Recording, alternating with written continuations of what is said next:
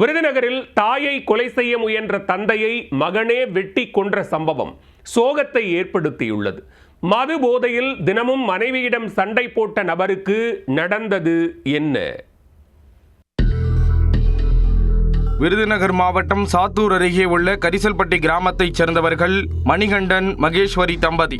இவர்களுக்கு 21 வயதில் சுரேந்தர் என்ற மகனும் கல்லூரியில் பயிலும் மற்றொரு மகனும் என 2 மகன்கள் உள்ளனர். மணிகண்டன் சொந்தமாக ஆடு மேய்க்கும் தொழிலும், மூத்த மகன் சுரேந்தர் பட்டாசு தயாரிக்க பயன்படும் காகித குழாய் தயாரிக்கும் நிறுவனத்திலும் வேலை பார்த்து வந்துள்ளனர்.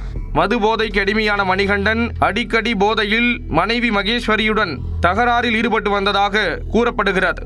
இந்நிலையில் புதன் அன்றும் வழக்கம் போல் மது போதையில் வீட்டிற்கு வந்த மணிகண்டன் வீட்டிற்கு வெளியே நின்று கொண்டிருந்த மனைவி மகேஸ்வரியுடன் தகராறில் ஈடுபட்டு இருக்கிறார். மேலும் அரிவாளை எடுத்து மகேஸ்வரியை நோக்கி வீசியதில் அவருக்கு கையில் காயம் ஏற்பட்டுள்ளது. தாயின் அலறல் சத்தம் கேட்டு வீட்டிற்குள்ளிருந்து வெளியே வந்த மகன் சுரேந்தர் அதே அரிவாளை எடுத்து தந்தை மணிகண்டனை வெட்டியதில் அவர் சம்பவ இடத்திலேயே உயிரிழந்தார். சம்பவம் அறிந்து அங்கு வந்த 7000 பண்ணை காவல் நிலைய போலீசார் காயமடைந்த மகேஸ்வரியை மீட்டு சாத்தூர் அரசு மருத்துவமனையில் சிகிச்சைக்காக அனுப்பி வைத்தனர். மேலும் மணிகண்டனின் உடலை மீட்டு விருதுநகர் அரசு மருத்துவமனைக்கு அனுப்பி வைத்தனர். தந்தையை கொலை செய்த மகன் சுரேந்தரை கைது செய்து விசாரணை மேற்கொண்டு வருகின்றனர். தாயை அரிவாள் வீசி கொலை செய்ய முயன்ற தந்தையை ஆத்திரத்தில் மகன் கொலை செய்தது அப்பகுதியில் சோகத்தை ஏற்படுத்தியுள்ளது.